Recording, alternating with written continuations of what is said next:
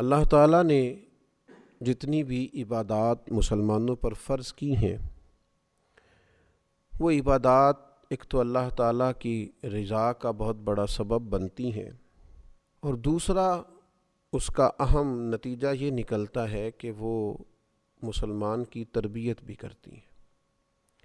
نماز ہو، روزہ ہو، حج ہو، زکوٰۃ ہو، آپ ان تمام عبادات کو کھول کر دیکھ لیں، یہ انسان کو تربیت کے مرحلے سے گزارتی ہیں، اور انسان ان عبادات کو صحیح طور پر جب بجا لاتا ہے، عملاً جب ان عبادات کو اخلاص کے ساتھ وہ ادا کرتا ہے، تو اس کی ایک بہترین تربیت ہوتی ہے۔ الحمدللہ اللہ تعالیٰ نے ہمیں رمضان المبارک عطا کیا ہے اور اس کے روزے فرض کیے ہیں، تو ارشاد فرمایا کہ یا ایھا الذین آمنوا کتب علیکم الصیام کما کتب علی الذین من قبلکم، اے ایمان والو تم پر روزے فرض کیے گئے ہیں جیسا کہ تم سے پہلے لوگوں پر فرض کیے گئے تھے، اور مقصد کیا ہے؟ لعلکم تتقون، تاکہ تم پرہیزگار ہو جاؤ،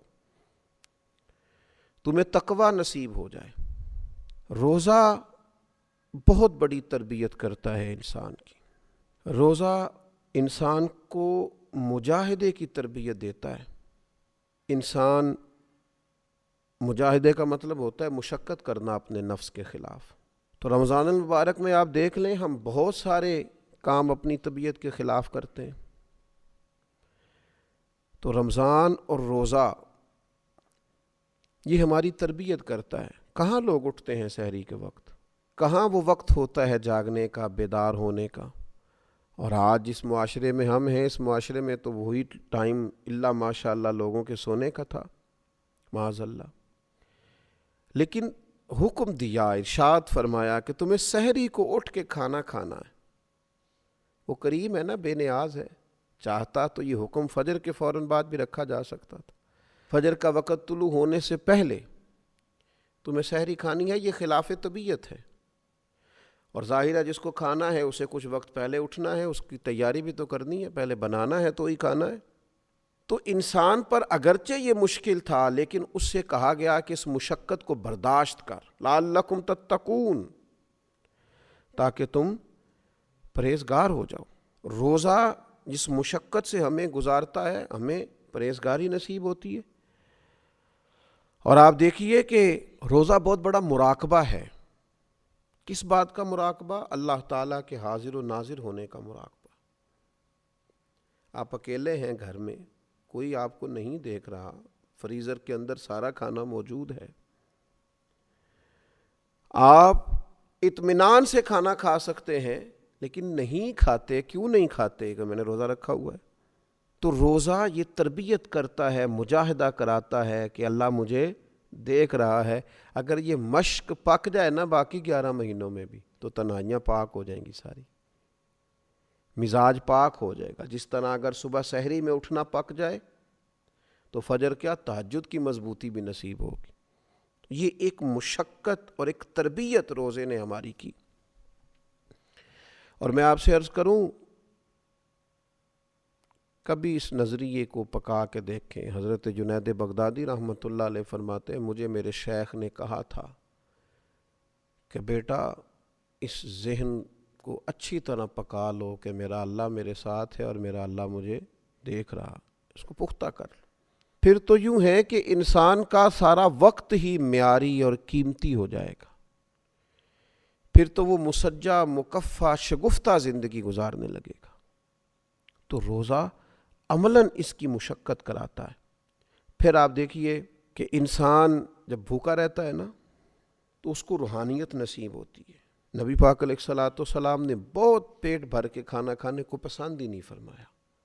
اللہ کے حبیب صلی اللہ تعالیٰ علیہ وسلم فرماتے ہیں، کسی نے جو سب سے برا برتن بھرا ہے وہ پیٹ ہے۔ روزہ جو ہماری تربیت کرتا ہے، مشقت ہمیں روزے کی صورت میں جس مشقت سے گزرنا پڑتا ہے، وہ کس قدر انقلاب برپا کرتی ہے۔ ایک حدیث میں نبی پاک علیہ السلام نے فرمایا کہ شیطان آدمی کے اندر ایسے رواں دواں رہتا ہے جیسے خون، پس چاہیے کہ بھوک کے ذریعے شیطان کا رستہ روکا جائے۔ اب دیکھیں، دوسرے مقام پر حضور علیہ السلام نے نوجوانوں سے بھی فرمایا کہ یا نکاح کرو یا روزے رکھو۔ یہ مشق روزے کی اگر کی جائے تو یہ نفسانیت کو کنٹرول کرتی۔ تو رمضان المبارک ہماری یہ تربیت کرتا ہے کہ کچھ تھوڑا اس کا خیال رکھا جائے۔ ضروری نہیں ہے کہ اگر آپ کی پہنچ میں بہت ساری حلال چیزیں ہیں تو آپ ساری کھاتے ہی جائیں اور صبح و شام آپ کھاتے ہی جائیں۔ اس سے بھی کئی دفعہ انسان کو بہت نقصان سے گزرنا پڑتا ہے۔ پھر روزہ ایک اور ہماری تربیت کرتا ہے، جب تک انسان بھوکا رہتا نہیں نا، اسے بھوکوں کا احساس نہیں ہوتا، غریب پروری نصیب نہیں ہوتی۔ محبت کو سمجھنا ہے تو نہ سے خود محبت کر۔ کنارے سے کبھی اندازہ طوفان نہیں ہوتا، بھوکا رہنے سے پتہ چلتا ہے کہ بھوک کی شدت کیا ہوتی ہے۔ بہت زیادہ کھانے رکھنے والے، بہت زیادہ مال رکھنے والے، بہت زیادہ وسعت رکھنے والے اندازہ کریں کہ ان کو پتہ ہے کہ ابھی افطار ہو جائے گا، تو پھر بھی کچھ نہ کچھ اپنی خواہشات کے خلاف انہیں مشقت کرنا پڑتی ہے۔ تو اس شخص کے دکھ کا بھی تو اندازہ کریں جس کے پاس کھانا موجود ہی نہیں ہے، اسے بھوک ہی بھوک کاٹنی۔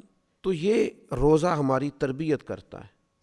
اور پھر جس طرح روزے میں ہم نے کھانے پینے سے رکنا ہے نا، اسی طرح گناہوں سے بھی رکنا ہے، اس لیے کہ روزہ حصول تقویٰ کے لیے ہے۔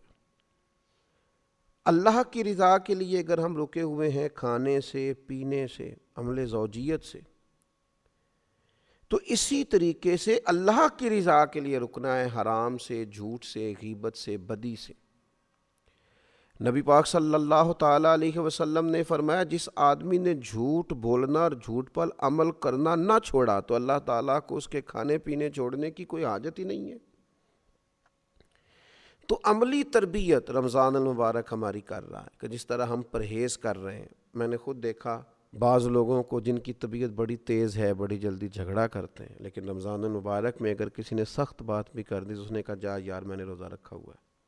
تو آپ اس بات کو سمجھیں کہ جس رب کی رضا کے لیے آپ نے روزہ رکھا ہوا ہے نا، اسی مالک کی رضا کے لیے آپ جھگڑا چھوڑ بھی دیں، آپ درگزر کا مزاج بھی پیدا کریں، یہ والا روزہ بھی تو کبھی رکھے نا۔ اور پھر روزہ ہمارا قرآن مجید سے رشتہ بڑا مضبوط کرتا ہے۔ آپ دیکھیے جتنا موسم بہار رمضان میں ہوتا ہے نا، تلاوت قرآن مجید کا مشق ہو رہی ہے، قرآن مجید یاد کیا جا رہا ہے، سنایا جا رہا ہے، مسلمانوں کی بڑی تعداد، بہت بڑی تعداد ذوق شوق سے تراویح میں کھڑی ہے، قرآن مجید سن رہی ہے، گھروں میں تلاوت قرآن مجید ہو رہی ہے۔ تو روزہ تربیت کر رہا ہے کہ قرآن پاک سے جڑ جاؤ، اس کے حلال کو حلال سمجھو، اس کے حرام کو حرام سمجھو، قرآن مجید کے قاعدوں اور ضابطوں کے مطابق اپنی زندگی کو ترتیب دینا شروع کرو۔ پھر جب ہم آگے بڑھتے ہیں تو رمضان المبارک ہمیں پابندی اوقات کا بڑا درس دیتا ہے۔ آپ کو فجر سے پہلے کھانا ہے، یہی وقت ہے، اس کی آپ کو پابندی کرنی ہے۔ اگر فجر ہو گئی، اذان ہو گئی، تو آپ ایک لقمہ اپنے گلے سے نہیں اتار سکتے، آپ پر پابندی ہے، آپ کو ٹائم دیا گیا، اسی ٹائم کے اندر آپ کریں گے یہ کام۔ اور پھر افطار بھی آپ کو مغرب کی اذان سے کرنا ہے، وقت مغرب، آپ اس سے 5 منٹ پہلے افطار نہیں کر سکتے، اور بہت دیر کر دینا افطار میں وہ بھی مکروہ تحریمی ہے، یعنی وقت کے اندر آپ افطار کریں۔ تو رمضان المبارک وقت کی پابندی کا بڑا درس دیتا ہے۔ میں نے دیکھا ہے کہ لوگ دوڑ رہے ہوتے ہیں، جلدی اٹھ جاؤ افطاری کا ٹائم ہو گیا ہے، جلدی کریں، تیاری کریں، اہتمام کریں۔ شام کو بھی جو رش دکانوں پہ اور جو رش کھانے کی جگہوں پر افطار کے لیے ہوتا ہے، اس سے پہلے اور اس کے بعد وہ نہیں ہوتا۔ تو جس طرح ہم رمضان المبارک کے اندر پابندی کر رہے ہیں اور خیال کر رہے ہیں، ہمیں اسی طرح باقی اپنے سال میں بھی اس مشق کو جاری رکھنا چاہیے۔ وقت پر نماز پڑھیں، اٹھ کر وقت پر اپنے سارے کام سر انجام دیں، دینی اجتماعات ہوں یا کوئی دیگر تقریبات ہوں، وقت پر شروع کریں، وقت پر اس کو ختم کریں۔